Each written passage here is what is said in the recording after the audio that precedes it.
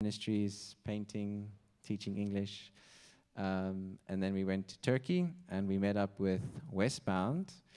And we had our parent visit there, which was really amazing with Tanitasha and Shanae. And we were working through the book of Galatians in the province of Galatia. So that was so, so cool. And then we flew back kind of the middle of October. And then in the afternoon study. So it really depended on what the need was in that specific church or that post. But most of the time it was I think we did mostly, you can still sit dedicated for like a good 6 hours in the morning and then have lunch to do it in transit. So you just have their offline downloaded PDFs from what you need to study, which is very fortunate because our universities were really flexible like that. We could just do that, but it really depended on what we were doing, and we were very flexible like that. Yeah. Awesome, well done, very good. Now, sometimes when you travel in these places, funny stories happen. You know, it's not. And we were at his church. We had just had a full meal. They fed us a lot, so we were very well fed. And Pastor Manop asked me, he's like, would any of you like to try some? I was like, oh, I'm feeling full, but let's try it. So I was like, sure, I'll have some. And a few minutes later, he comes over carrying a bowl of rice soup. And as he puts it down on the table, the liquid inside goes like this. And I immediately know this is not going to be a pleasant experience. And so when I take it comes up, and there's a whole trail of slime that just goes like this. So that was a fun food experience. I would not recommend, but it was funny. Yeah. Grace? Oh, yes. Okay, so my story takes place in Georgia. So for context, Georgia is like wine central hub. Like, you can't go 5 meters without somebody like being like, please taste some of our wine. And we have to be like, no, we're on global, sorry, we really want to. So anyways, we were going up to the mountains in Mestia, and we get off the train, and we're like, okay, well, we need to find a taxi. So we're looking around, and we see this guy, and so the two guys go over, and they're chatting with him, and they're like, okay, guys, he says we can fit. And side note, it was this minuscule little minivan with like our huge backpacks, specifically mine.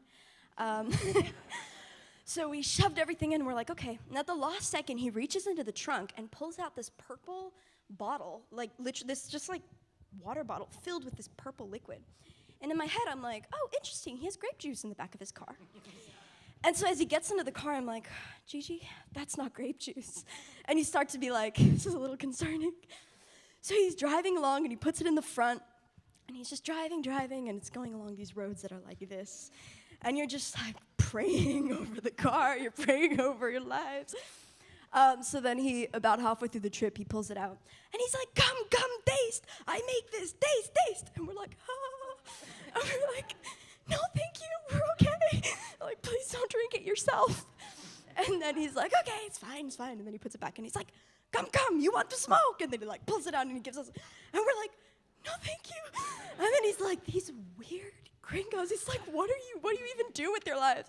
So he's like driving his car and smoking, and we're just like praying he wouldn't open the purple bottle.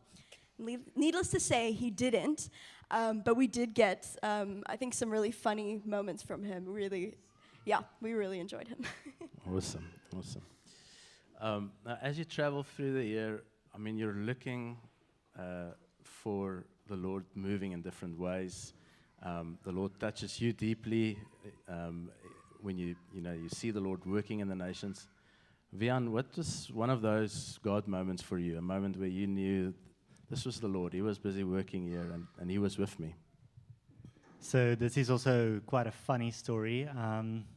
We were in Laos weekend, so some of the team members went into the city and stayed in hostels there.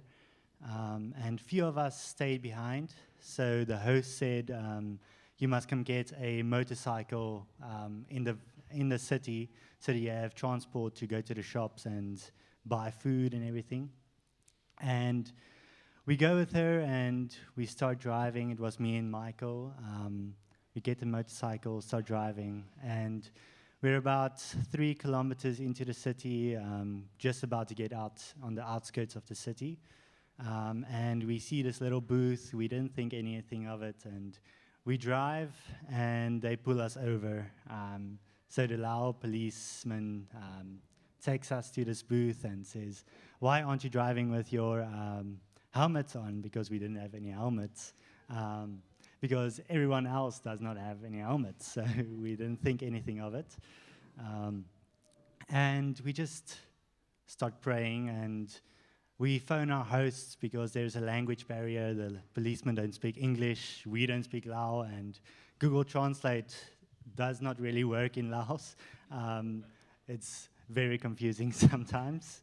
And we just can start communicating, and they say, "You have to pay a fine," and we don't know how much the fine is, so we phone our host, and she says, "Okay, just listen to them, don't try anything," and we just sit there, and it was like 30 minutes we sat there. I think me and Michael were constantly praying by ourselves, not trying to be too suspicious, and we were literally just sitting there, and they come in with telling us the news that we have to pay 100,000 kip, so that is about 100 rand, so it's not that much, but we had to pay a fine there. But I could really see that the Lord delivered us from that, and He got us safely out of that, because it could have gone way worse. And yeah, I just got a specific verse from that. It is Proverbs 3, verse 5 to 6. It says, "Trust in the Lord with all your heart, and lean not on your own understanding. In all your ways submit to Him, and He will make your path straight." Thank you, Vian. And then I'm kind of in the same region, Thailand, Grace. You also had a very special experience at the one church there. So this was our first visit to Thailand. We had met up with the Eastbound team. And for context, so a little piece of my testimony, before I came on Global, had struggled a lot with depression, and after training, I think a lot was lifted, and I was very healed by the Lord, and I was just so grateful for it. And I went into the nations with this very go-getter attitude. And so we get to Thailand, and all of a sudden these feelings and just this pit hit me again. And I was like, "Lord, did I imagine everything that happened in training? Did I imagine your healing and your words and your power?" And it was just, I was feeling so betrayed and so I couldn't understand it. So we went to this church one day, and I remember, I think Yana preached, and we were just it was very just normal church service. And afterwards, they're like, "Would anyone like prayer?" So I felt the Lord just be like, "Get up there." And I was like, okay. At this point, I was just trying to get on with my life. So I walk up to the front, and immediately, so this woman walks up the aisle, and you could just see she'd really been hit by the world. She just had this weight, and she walks up, and she was in broken English, but just this voice that she was like, "I've been struggling with depression for years, and I haven't felt joy, and I can't." And she was just so heavy, and she barely looked up. And I was like, "Oh, okay." So I just walked up to her, and I was like, "I understand." And we just talked for a couple minutes, and then just sobbed together for a good 10 minutes, just held on to each other and just cried. And the women got around and prayed for her, and I remember she had her head down this whole time. And when we finished praying, she looks up, she just looks in my face, and she goes, "I feel joy."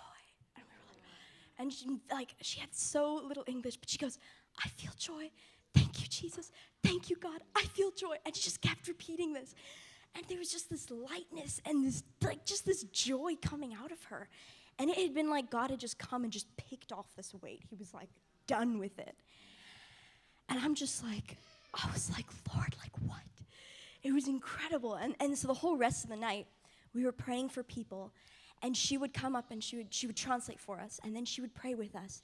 And she would be like, this person needs. And she'd just help us. And there was just this lightness about her. And it was so incredible. So anyways, the next day, I was asking, and I was like, Lord, honestly, and this is awful, but I was a bit jealous. I was like, Lord, why did you take it away from her, but not from me? Like, am I doing something wrong? And he just showed me. He was like, you weren't carrying that pain for yourself. And I think for years I'd wondered, like, what was the use in this? Why would you allow me to go through this, like, blackness for nothing? And he showed me, like, no. If you hadn't gone through that, you wouldn't have been able to go up and speak to her. Because it's not something you can just say, like, oh, wa-di-da, and it's away. And he showed me that the pain that we experience, no matter how awful, how terrible, how black, he always brings a purpose out of it. And I had the privilege of seeing it immediately. And I think so much in life we have to wait years, sometimes decades, before we see the purpose in what he allowed us to go through. And he just showed me in that moment, like, the immediacy of, like, I let you carry this, but it was for this person. And I think that has been a big time, like, it's even helped me step into my calling now as a counselor, because he brings so much beauty out of the ashes. So that was my thing. Man, beautiful. Thank you. And you're studying counseling, right? Yes, I'm studying Christian counseling. All right. Yeah, that's wonderful to see the Lord touch people in the nations and to use our own pain. And I think we can ask Jesus to do that with each one of us as well. That the things we go through, that we trust him, that he knows best. Perhaps, Asita, when you got to Georgia, you were asking yourself the same question, what am I doing here? And it's a tough time. Very much so. We were, like Andre mentioned earlier, we were there for 4 weeks. We were there for 2 months, actually, but we taught English for 4 weeks in different villages in Georgia. We taught from 9 until 3 every day. So we were like full-on teachers for 4 weeks straight. We just went in there like not knowing what to expect and just going with faith and trust that the Lord will help us. So it was quite tough for me there, very, very tough, just because it's 15 kids that I need to keep entertained and try to teach them a bit of English when they have no background at all. There's no other person, it's just me in a class with them, no help, no aid, no nothing. So every day it was like a battle. It was like, I am really, really struggling. I remember one specific night with our host there, her name is Hannah. She kind of shared with us just kind of the background of the kids there, and she kind of explained that the kids are like from absolutely broken homes, and they're from different villages because they're 4 different, so some Muslim, some from Dagestan, some of them are Orthodox Christians, but literally every week we needed to change like how we taught because it's different types of kids, different ages, different, like how we relate to them was also very different. So every week was a challenge. But I remember, I think the middle of the second week, which was probably very difficult for all of us, where it was just hectic with the violence with the kids, and you need to keep them tame or kind of keep them down with no other help from anyone else. I remember she shared with us, Hannah, and she encouraged me very much, and she was like, you know what, Asita, the strength that you have to love on these kids isn't your own. And she helped me pray through it, and she was like, ask the Lord to give you love for these kids. Ask him to give you the strength to stand there and to pray for those kids.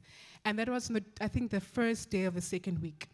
The second week, so I would stand there at the back of my class. I'd give them work, I'd teach for a bit, stand there, and literally pray over those kids in Xhosa. I stood and I was like, Jesus, I can't do this.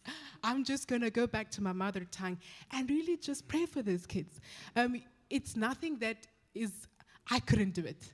I really asked the Lord to give me love for those kids and to have passion for what I was doing. So I would stand at the back of my class and really just pray in class and tell them, you know what, uThixo uyanithanda, uThixo uneplan ngempilo yakho. And obviously they don't understand.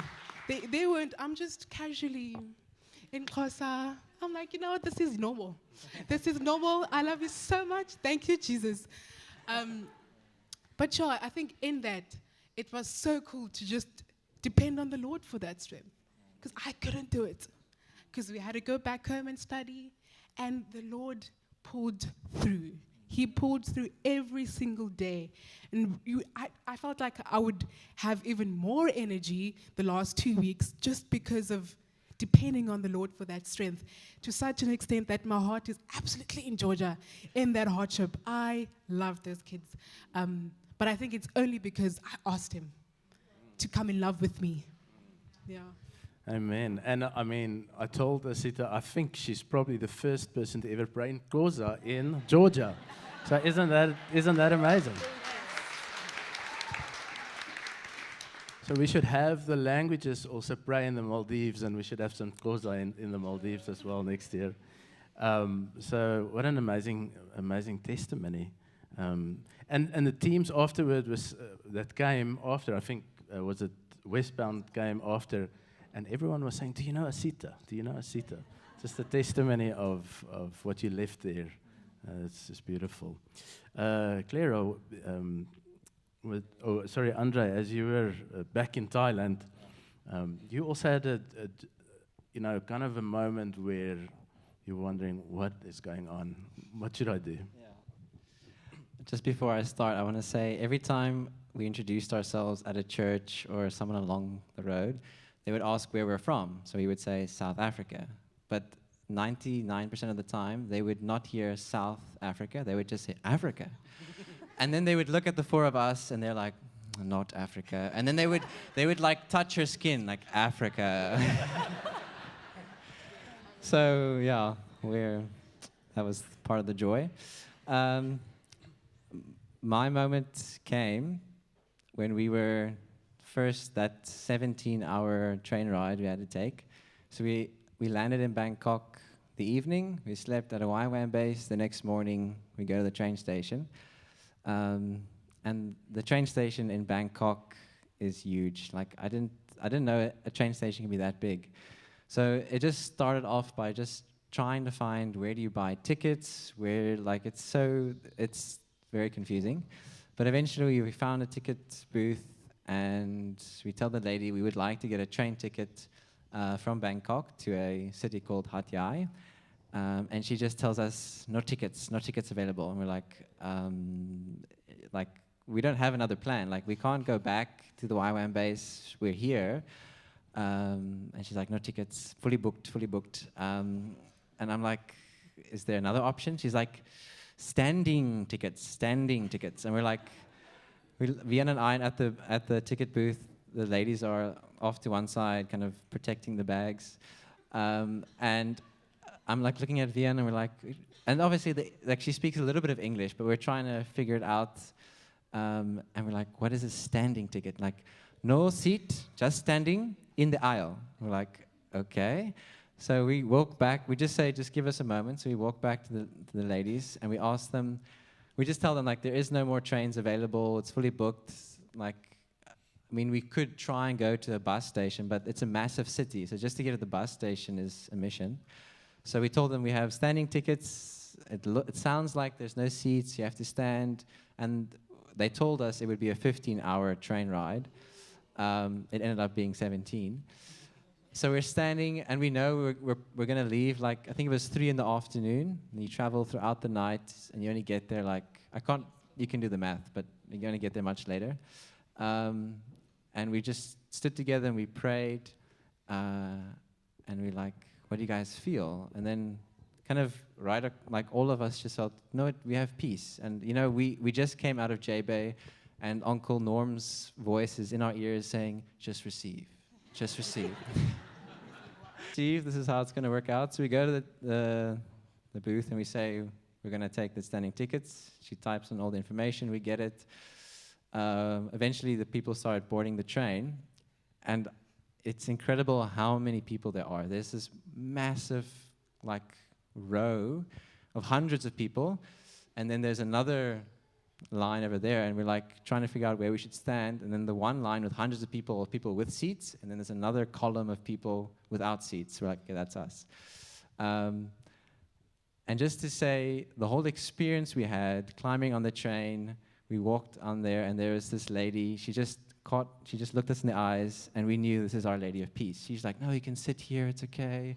Put your bags there. And she spoke really good English. So throughout the whole train ride, whenever a train conductor or someone would come, she would translate for us, and she spoke with the ladies and shared stories.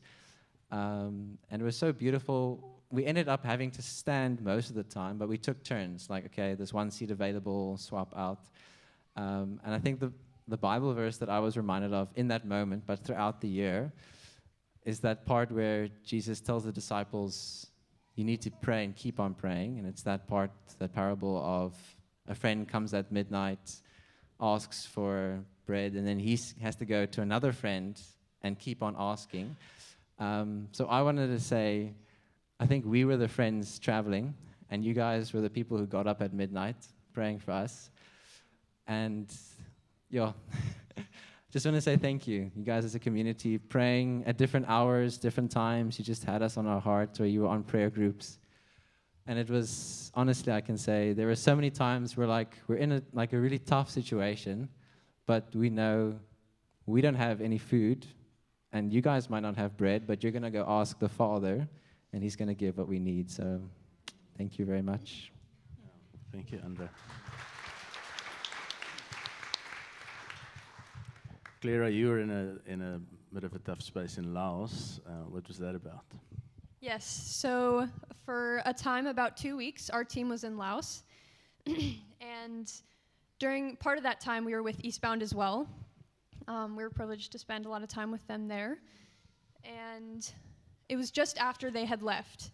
And our team kind of took a major dip, just in how we were feeling, just the heavy, heavy atmosphere spiritually that was in Laos was really pressing down on us. So we had no motivation to study.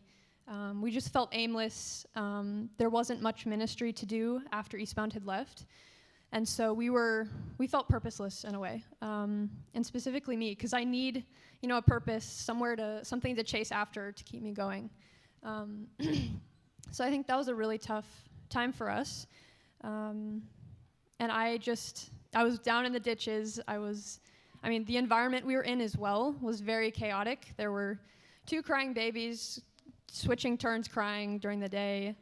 There were 2 puppies that peed on our beds. The heat, the rain, everything. So in that moment, I felt a little hopeless, and just questioning God, why did you bring me here? What am I doing in this place? I'm not working towards anything. I'm not helping anyone. I'm not even studying well. And it wasn't until later that our host, gave us a project to build a garden and plant it. And I didn't realize it at the time, but this experience really brought me closer to God and really changed my whole experience of Laos. Because I had a project to do. I had something to work on, and I knew it was going to be helpful for the people there. And throughout that time, God just spoke to me about my purpose and my purpose for bringing Him glory and for helping out our hosts in big ways or small ways. He spoke to me through that time, and I just realized, wow, God was with us throughout that entire time. But He was using that opportunity, that low moment, to show us that He's present, and He always has something for us. We just need to trust. And so that was so special for me, a special time for the Lord to be speaking to me. And through that time, God gave me verses and just encouragement throughout the time. One of them was Isaiah 41:10, which says, "So do not fear, for I am with you. Do not be dismayed, for I am your God. I will strengthen you and help you. I will uphold you with my righteous hand." And that verse just stuck with me because God was there with us the entire time. And He used, like Gigi mentioned, He used that low moment for us to bring something out of it and to give us a purpose. And that was just really special for me. Awesome. Thank you. And I think let us also trust the Lord that if we go through low moments, all of us have low moments in life, that He's also using those moments for His greater purpose and His glory and His work in the nations.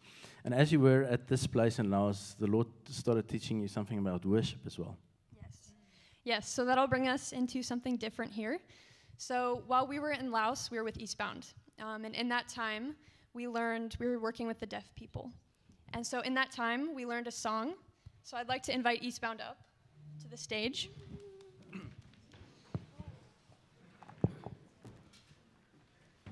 Yeah, so this was a very special song we learned, and we did it in sign language. So it's called Waymaker, which I'm sure many of you know. And we're just going to present the song to you. And firstly,